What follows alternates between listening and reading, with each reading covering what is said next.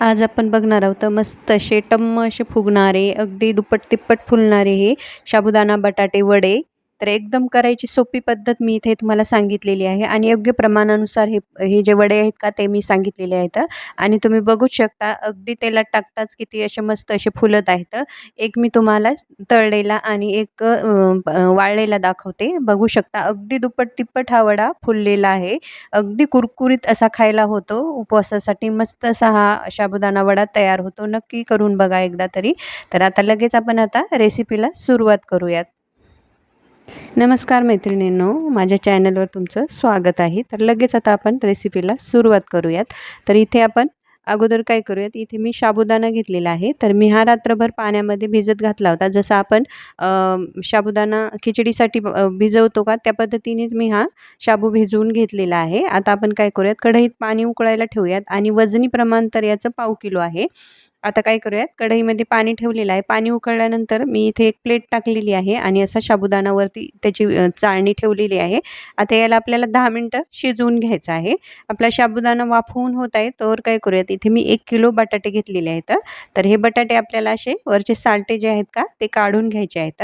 आणि आपल्याकडं तुम्हाला जर शक्य होत असेल तर बटाटा नवीनच घ्या तुम्ही, कारण नवीन बटाट्याचा किस असा छान असा होतो.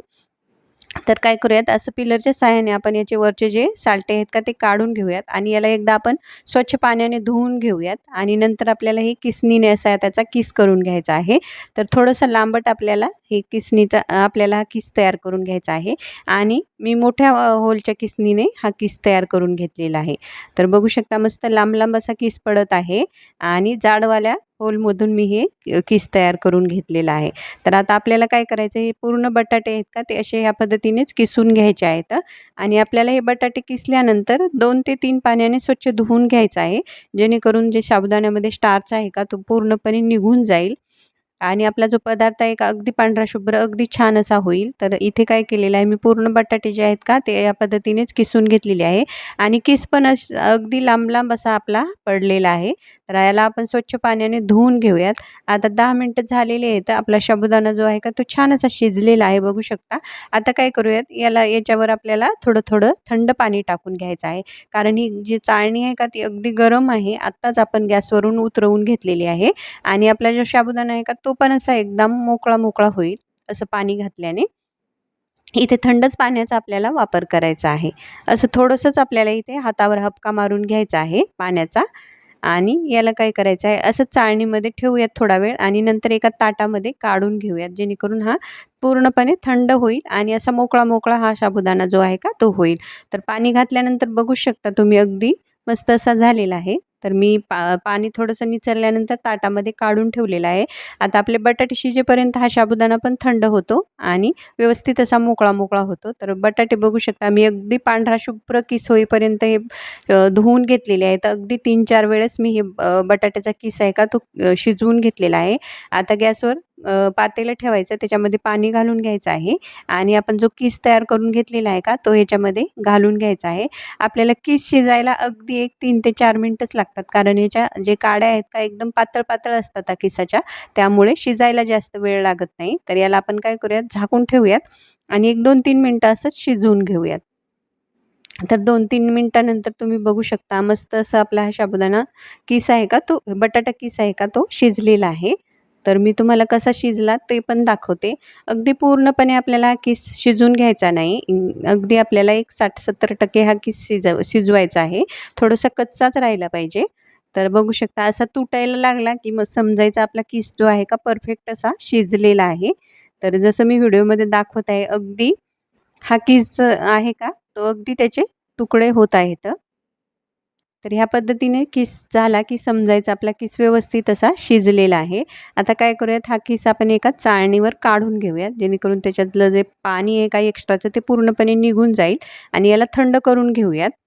तर मी इथे ताटामध्ये असं पसरवून घेतलेलं आहे, कारण चाळणीवर ठेवून मी पाणी निचरल्यानंतर हे एका ताटात काढून घेतलेलं आहे मोठ्या ताटामध्ये आणि हा थंड झालेला आहे किस. तुम्ही बघू शकता मी हात लावलेला होता तर हाताला अगदी पोळत नाही आहे आणि आपला जो साबुदाणा आहे का तो पण छान असा शिजून थंड झालेला आहे. आता काय करूयात, दोन्ही मिश्रण आहेत का ते एकत्रित करून घेऊयात. तर इथे तुम्हाला जिरे किंवा लाल तिखट घालायचं तर ते सुद्धा घालू शकता. मी अगदी इथे मीठ घालूनच हे वडे तयार करून घेतलेले आहेत. तुम्हाला आवडत असेल तर हिरवी मिरचीचा ठेचा घाला किंवा लाल तिखट घातलं तरी पण चालतं. पण लाल तिखट घालसाल तर कमी प्रमाणात घाला, नाहीतर त्याचा रंग बदलेल. तर आता काय करूयात, याला व्यवस्थित असं हलक्या हाताने आपल्याला हे व्यवस्थित असं मिक्स करून घ्यायचं आहे. अजिबात याला अगदी चुरायचं नाही आहे. अगदी हाताने असं मिसळवून आपल्याला घ्यायचं आहे.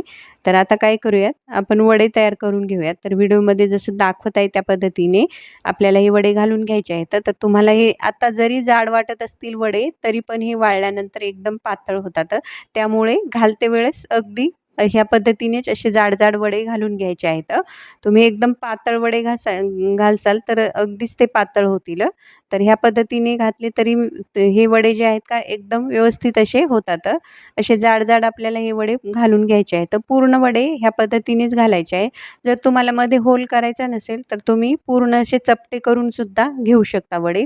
तुम्हाला जशा आकाराचे हवे आहेत त्या पद्धतीने तुम्ही हे वडे तयार करून घेऊ शकता. तर मी असे आतमध्ये होल करून हे वडे तयार करून घेतलेले आहेत. आणि आपल्याला हे पूर्ण वडे घातल्यानंतर अगदी 2 ते 3 दिवस उन्हामध्ये कडकडीत वाळवून घ्यायचे आहेत. कारण याला वाळायला थोडा वेळ लागतो. कारण साबुदाणा शिजलेला आहे आणि बटाटा पण, त्यामुळे वाळायला थोडा वेळ लागतो. तर मी 2 दिवस कडकडीत उन्हामध्ये हे वाळवून घेतलेले आहेत आणि तिसऱ्या दिवशी पण मी थोडेसे उन्हामध्ये ठेवले होते. कारण हे वर्षभर आपल्याला साठवणीसाठी ठेवायचे आहेत. जर असं व्यवस्थित वाळवणीचे पदार्थ वाळवून नाही ठेवले तर त्याला बुरशी लागते किंवा किडा लागतो. त्यामुळे आपल्याला हे पदार्थ अगदी कडकडीत उन्हामध्ये छान असे वाळवून घ्यायचे आहेत. तर वाळल्यानंतर तुम्हाला बघू शकते अगदी 2-3 दिवस मी हे छान असे वाळवून घेतलेले आहेत. अगदी बारीक झालेले आहेत आणि तुम्हाला मी म्हणलं त्या पद्धतीने जेव्हा आपण घातले होते तेव्हा असे जाड-जाड वाटत होते. पण आता वाळल्यानंतर अगदी बारीक-बारीक हे वडे तयार झालेले आहेत. पण आता तळल्यानंतर अगदीच जसे आपण कापडावरती घातले होते का त्या पद्धतीनेच असेच फुलून असे मोठे-मोठे होतात. तर मी तुम्हाला तळून सुद्धा दाखवते. अगदी मस्त असे हे वडे लागतात उपवासासाठी किंवा तुम्ही एरवी सुद्धा असे हे वडे तळून खाऊ शकता. अगदी उपवासाचीच काही गरज नाही. असं कधीही खावं वाटलं तर हे तुम्ही खाऊ शकता. बघू शकता त्यातला जो साबुदाणा आहे का किती अगदी परफेक्ट शिजल्यामुळे अगदी छान असा तो कुरकुरीत झालेला आहे. अगदी छान असा फुललेला आहे. तर अशा पद्धतीने आपण काही वडे तळून घेऊयात. तुम्हाला याच्यावर वरतून चटणी वगैरे टाकायची असेल लाल तिखट तर ते सुद्धा टाकून तुम्ही खाऊ शकता. अगदी मस्त कुरकुरीत असे हे वडे तयार झालेले आहेत. अगदी दुप्पट-तिप्पट फुललेले आहेत. मस्त अशी ही रेसिपी आहे वर्षभर टिकणारी. तुम्ही नक्की करून बघा. व्हिडिओला लाईक करा, शेअर करा, चॅनलला सबस्क्राईब करा. धन्यवाद.